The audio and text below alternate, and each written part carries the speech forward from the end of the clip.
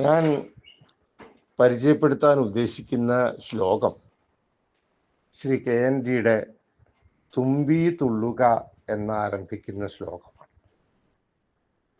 ഇതെനിക്ക് ബോധ്യമുണ്ട്, അക്ഷരശ്ലോക രംഗത്ത് പ്രവർത്തിക്കുന്ന മുഴുവൻ പേർക്കും ഏറെക്കുറെ പരിചിതമായ ഒരു ശ്ലോകമായിരിക്കും ഇത് എന്നും. 70കളിൽ മുതൽ അക്ഷരശ്ലോക വേദികളിൽ ധാരാളം കേട്ടു പരിചയമുള്ളതുമാണത്.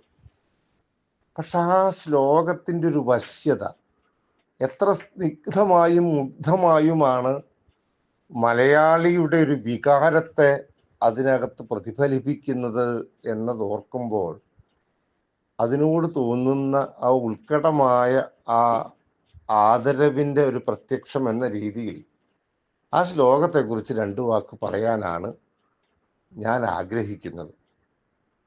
ശ്ലോകം ചൊല്ലട്ടെ. തുമ്പി തുള്ളുക തുള്ളിയാർക്കുകര സമ്മുറ്റുന്ന കാറ്റേ, മലർത്തുമ്പേ കമ്പിത കമ്പ്ര കുട്മളദളാനമ്രേ പതിഞ്ഞാടുക. എൻ പച്ചക്കിളിയൊന്നു വായ്ക്കുരയിടൂ, നിൽക്കുന്നു മുറ്റത്തതാ മുൻപിൽ സ്വാർജിത നിർജരാർജുന യശോവൃദ്ധൻ ബലിത്തമ്പുരാൻ. മാവേലിത്തമ്പുരാനെ വരവേൽക്കാനായി പ്രകൃതി ആകെ ഒരുങ്ങി നിൽക്കുന്നതാണ് ചിങ്ങമാസം. ആ വരവേൽപ്പ് ഏറ്റവും മനോഹരമായി തന്നെ നിർവഹിക്കപ്പെടണം എന്ന് കവി ആഹ്വാനം ചെയ്യുക കൂടിയാണ് ഈ ശ്ലോകത്തിലൂടെ. തുമ്പി നീ തുള്ളുക, രസം മുറ്റുന്ന കാറ്റേ. അതിന് വേറൊരു പാഠമുണ്ട്. മണം മുറ്റുന്ന കാറ്റേ കുറെ കൂടി അർത്ഥപൂർണമാണത്. 3 ഗുണങ്ങളോട് കൂടിയതായിരിക്കുക എന്നതാണല്ലോ കാറ്റിൻ്റെ ധർമ്മമായി പൊതുവെ വിവക്ഷിക്കപ്പെടുന്നത്. അത് മണമുള്ളതായിരിക്കണം, അതോടൊപ്പം മന്ദത ഉള്ളതായിരിക്കണം, അതോടൊപ്പം നനവുള്ളതുമായിരിക്കണം. ഈ മണമുള്ള കാറ്റ് അത് ചിങ്ങമാസത്തിൻ്റെ സവിശേഷതയാണ്. അപ്പോൾ രസം മുറ്റുന്ന കാറ്റ് എന്നതിനേക്കാൾ കുറെ കൂടി ആകർഷകമായ പാഠം ഒരുപക്ഷെ മണം മുറ്റുന്ന കാറ്റ് എന്നായിരിക്കും. ആരും അങ്ങനെ ചൊല്ലി കേട്ടിട്ടില്ല. അങ്ങനെ ഒരു പാഠമുണ്ട് എന്ന് പറഞ്ഞു കേട്ടിട്ടുണ്ട്. മണം മുറ്റുന്ന കാറ്റ്, അതോടൊപ്പം മലർത്തുമ്പേ. മലർത്തുമ്പ് മലരിനോട് പതിഞ്ഞാടാൻ വേണ്ടി ആവശ്യപ്പെടുന്നതിൻ്റെ കൂടെ ആ മലരിൻ്റെ സവിശേഷതയായി ചില വിശേഷണങ്ങൾ കൂടി കവി ചേർക്കുന്നു. കമ്പിത കമ്പ്ര കുട്മളദളാനമ്രേ. അങ്ങനെയുള്ളതാണ് മലർത്തുമ്പ്. കമ്പിതമാണ്, അത് ഇളകിക്കൊണ്ടിരിക്കുന്നതാണ്. കമ്രമാണ്, മനോഹരം എന്നർത്ഥം എടുത്താൽ മതി. കുട്മളദളങ്ങൾ, കുട്മളങ്ങൾ മുട്ടുകൾ കൊണ്ടും ദളങ്ങൾ കൊണ്ടും ആനമ്രവുമാണ്, തല കുനിക്കപ്പെട്ടതുമാണ് ആ മലരിൻ്റെ തുമ്പ്. അങ്ങനെയുള്ള മലർത്തുമ്പുകളെ നീ പതിഞ്ഞാടുക. എൻ പച്ചക്കിളിയൊന്നു വായ്ക്കുരയിടൂ. വായ്ക്കുരവ ഈ ഓണാഘോഷത്തിൻ്റെ അവിഭാജ്യമായ ഭാഗമാണെന്ന് മാത്രമല്ല, ഒരു മലയാള അനുഷ്ഠാനപരതയുടെ ഒരു ചിത്രത്തെ കൂടി സന്നിവേശിപ്പിക്കാൻ ഈ വായ്ക്കുരവ എന്ന പദപ്രയോഗത്തിൻ്റെ വിനിയോഗത്തിലൂടെ കവിക്ക് സാധിക്കുകയാണ് യഥാർത്ഥത്തിൽ. എൻ പച്ചക്കിളിയൊന്നു വായ്ക്കുരയിടൂ, നിൽക്കുന്നു മുറ്റത്തതാ മുമ്പിൽ. ആര്? സ്വാർജിത നിർജരാർജുന യശോവൃദ്ധൻ ബലിത്തമ്പുരാൻ. സ്വാർജിത നിർജരാർജുന യശോവൃദ്ധനായിട്ടുള്ള ബലിത്തമ്പുരാനാണ് മുമ്പിൽ നിൽക്കുന്നത്. സ്വാർജിതമാണ്. അദ്ദേഹം അസുരനായി ജനിച്ചു, സ്വന്തം കർമ്മഫലം കൊണ്ട് ആർജിച്ചതാണ് മറ്റെല്ലാ മഹത്വങ്ങളും. ആ നിർജരത അദ്ദേഹത്തിൻ്റെ യശസ് എന്നതിൻ്റെ വിശേഷണങ്ങളായാണ് ഈ വാക്കുകളാകെ വരുന്നത്. സ്വാർജിതമായ യശസ്, നിർജിതമായ, ഒരിക്കലും നാശമില്ലാത്ത നിർജ്ജരമായ യശസ്, ഒരിക്കലും നാശമില്ലാത്ത, ജരാനരകൾ ബാധിക്കാത്ത ആ ശാശ്വതമായ യശസ്. അതുമാത്രമല്ല, ധവള യശസ്, അർജുനമായ, ഏറ്റവും ധാവള്യത്തോടു കൂടിയ, വെളുപ്പ് കലർന്ന ആ യശസ്, അത്തരം യശസ്സോടു കൂടിയ വൃദ്ധൻ. വൃദ്ധൻ എന്നത് വയസ്സൻ അല്ലെങ്കിൽ കിഴവൻ എന്ന അർത്ഥം എടുക്കേണ്ടതില്ല. ഇതിൻ്റെ വൃദ്ധിയാണ് അവിടെ പരാമർശിക്കപ്പെടുന്നത്. യഥാർത്ഥത്തിൽ വർഷീയൻ എന്നതിനേക്കാൾ നിർജ്ജര അർജുന യശസ് നിരന്തരം വർദ്ധിച്ചു കൊണ്ടിരിക്കുന്ന വ്യക്തി എന്ന രീതിയിൽ അർത്ഥമെടുക്കുമ്പോഴാണ് അതിന് സ്വാരസ്യത്തിൻ്റെ കൂടുതൽ.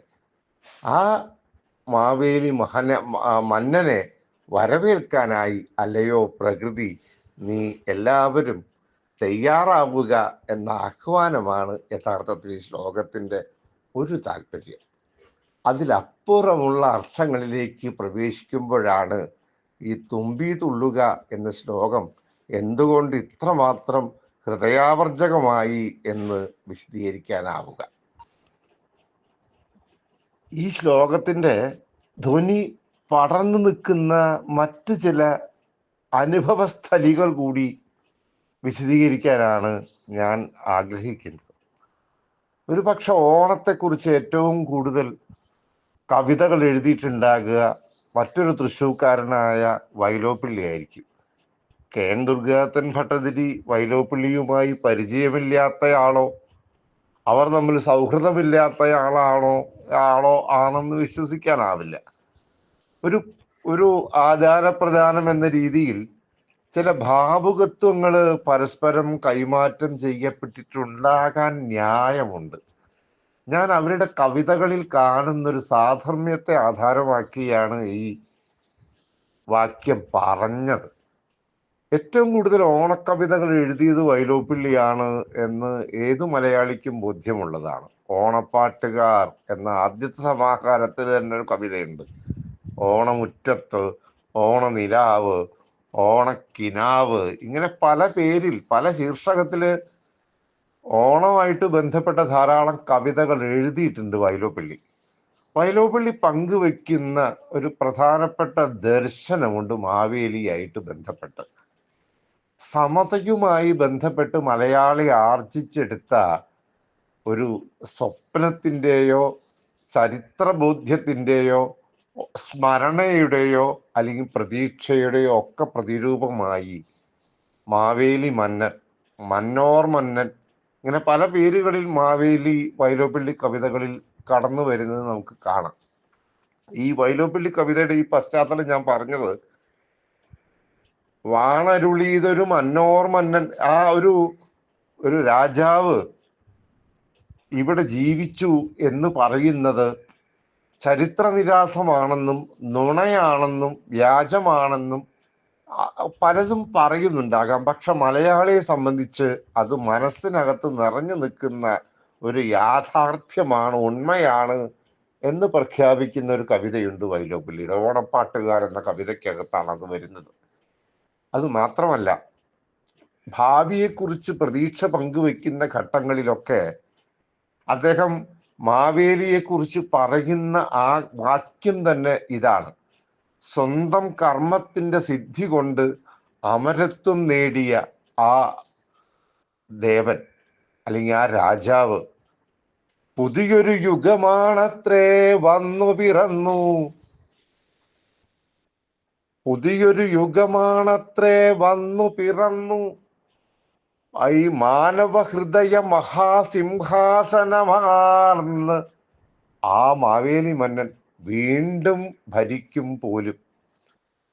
ഞാനൊരു പഴവനിരിക്കില്ല എന്നേക്കെങ്കിലും എന്നെ അടക്കിയ മണ്ണിന്മാറിൽ ഒരോമൽ പൊൻപൂവുണ്ടാവും, പൂന്തേനുണ്ണാൻ ഒരു വരിവണ്ട്. ഇത് ശാശ്വതമാണ്, എക്കാലത്ത് നിലനിൽക്കുന്നതാണ് സമതയുമായി ബന്ധപ്പെട്ട ഈ മാവേലി സങ്കല്പം എന്നും മാവേലി എന്ന ആ ബിംബം ആസുരതയിൽ നിന്ന് സ്വന്തം കർമ്മം കൊണ്ട് അമരത്വം ആവഹിച്ച ദേവപദവിയിലേക്ക് ആനയിക്കപ്പെട്ട വ്യക്തിയാണെന്നും അദ്ദേഹത്തിന്റെ ഭരണകാലഘട്ടം എന്നത് മലയാളിയുടെ ഒരു മഹാ ഓർമ്മയാണെന്നും സ്വപ്നമാണെന്നും പ്രഖ്യാപിക്കുന്ന നിരവധി കവിതകളുണ്ട്. അതേ അടര് അല്ലെങ്കിൽ ആ ഒരു ദർശനത്തിന്റെ ഒരു നിഴല് കൃത്യമായി നമുക്ക് ഈ ശ്ലോകത്തിൽ നിന്ന് നിർദ്ധാരണം ചെയ്തെടുക്കാനാവും. നോക്കൂ, ആ സമസ്ത പദം സ്വാർജിത നിർജ്ജരാർജുന യശോവൃദ്ധൻ ബലിത്തമ്പുരാൻ. ആദ്യത്തെ ഘടകം ഈ സമസ്ത പദങ്ങളെ ഈ രീതിയിൽ അതിൻ്റെ ലാവണ്യശുദ്ധിയോടുകൂടി അതോടൊപ്പം തന്നെ ശയ്യാ സൗന്ദര്യത്തോടുകൂടി വിന്യസിക്കുന്ന കാര്യത്തിൽ KND എന്ന കവിയുടെ കൃതഹസ്തത, അതിന് മകുടോദാഹരണമായി നിൽക്കുന്ന ഒരു പദപ്രയോഗമാണ് ഇത് എന്നത് ഒന്നാമത്തെ ഘടകം. പലയിടത്തും നമ്മൾ കാണുന്നതാണ്. മഞ്ഞാൽ ഗുഞ്ചൻ മുഗ്ധ ചകോര ചാരു യമുനാകൂലാന്ത മഞ്ചാരികാകുഞ്ചം, ഈ രീതിയിൽ ആ വാക്കുകൾ ഇങ്ങനെ വളച്ചൊടിക്കാതെ കൃത്യമായി ആ സമസ്ത പദത്തിലേക്ക് ഇങ്ങനെ വിന്യസിച്ച് വീഴുന്നതിൻ്റെ ഒരു ചാരുത, അത് KNDയുടെ ഒരു രചനാ നൈപുണ്യയുടെ ഒരു വല്ലാത്ത ആകർഷകതയാണെങ്കിൽ അത് ഇവിടെ ആവർത്തിക്കപ്പെടുന്നു എന്നതൊന്നാണെങ്കിൽ, ആ വാക്കിനൊന്ന് തിരിച്ചു നോക്കൂ. സ്വാർജിത നിർജ്ജരത്വം, ദേവപദവിയിലേക്ക് സ്വയം ആർജിച്ച സിദ്ധികൾ കൊണ്ട് അദ്ദേഹം ദേവനായി മാറുകയാണ്. ഭാഗവതത്തിൽ തന്നെ അങ്ങനെ സങ്കല്പം ഉണ്ടല്ലോ, പുരന്ദരന് ശേഷം ഇന്ദ്രപദവിയിലേക്ക് വരാൻ പോകുന്നത് മഹാബലിയാണ് എന്ന് ഒരു ആർഷ സങ്കല്പം തന്നെ ഉണ്ട്. യഥാർത്ഥത്തിൽ ആ സ്വാർജിതമാണ്. ജന്മം കൊണ്ട് അസുരനാണെങ്കിലും കർമ്മം കൊണ്ട് ദേവപദവിയിലേക്ക് ആനയിക്കപ്പെട്ട മാവേലി മന്നൻ, അതും യശോധാവല്യം എന്നതും ഈ നിർജ്ജരത്വം മാത്രമല്ല, അത് നിരന്തരമായ വൃദ്ധിക്ക് വിധേയമായി കൊണ്ടിരിക്കുന്ന യശസ്സാണെന്നും, ഞാൻ മരിച്ചാലും ഒരു പഴയൊരു പാണനാണ് എന്ന് സ്വയം പരിചയപ്പെടുത്തിക്കൊണ്ടൊരു കവിതയ്ക്കകത്താണ് വൈലോപ്പിള്ളി അത് പറയുന്നത്. ഞാൻ ഇരിക്കില്ല അന്നേക്ക്, പക്ഷെ എന്നെ അടക്കിയ മണ്ണിന്റെ മാറിലൊരു പൊൻപൂവുണ്ടാവും, അന്നും ഓണവും മാവേലിയും നിലനിൽക്കുക തന്നെ ചെയ്യും. അതാണ് ആ അമരത്വം, ആ നിർജ്ജരത്വം, അത് ഇവിടെയും ധ്വനിപ്പിക്കപ്പെടുന്നു എന്നതുകൂടിയാണ് ഒരു പക്ഷേ ഈ ശ്ലോകത്തിൻ്റെ ഒരു ചാരുത, മനോഹാരിത, ശ്രദ്ധേയത എന്നെനിക്ക് തോന്നുന്നു.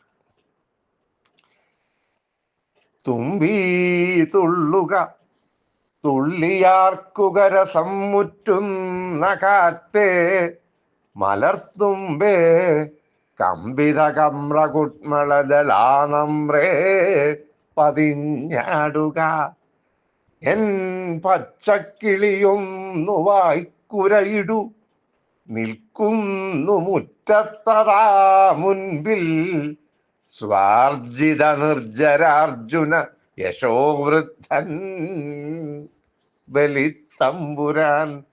പണയം വെച്ചാൽ പണം കിട്ടുന്ന ശ്ലോകം. ഇതുപോലൊക്കെ ഒരു പദ്യം KND വേറെ എഴുതിയിട്ടുണ്ടോ എന്ന് ചോദിച്ചാൽ, ഞാൻ KNDയുടെ ഏറ്റവും പ്രിയപ്പെട്ട ശ്ലോകം എന്ന് ചിലപ്പോൾ തിരഞ്ഞെടുക്കുന്നത് ഈ ശ്ലോകമായിരിക്കും എന്നെനിക്ക് തോന്നുന്നു. അത് കേവലമായ അർത്ഥത്തിനപ്പുറം ആ ധ്വന്യാത്മകമായി ഒരു സവിശേഷമായ ഒരു അർത്ഥപ്രപഞ്ചത്തെ കൂടി ആ ശ്ലോകം പ്രസരിപ്പിക്കുന്നു എന്നത് കൊണ്ട് കൂടിയാകും എന്നും തോന്നുന്നു. നമസ്കാരം.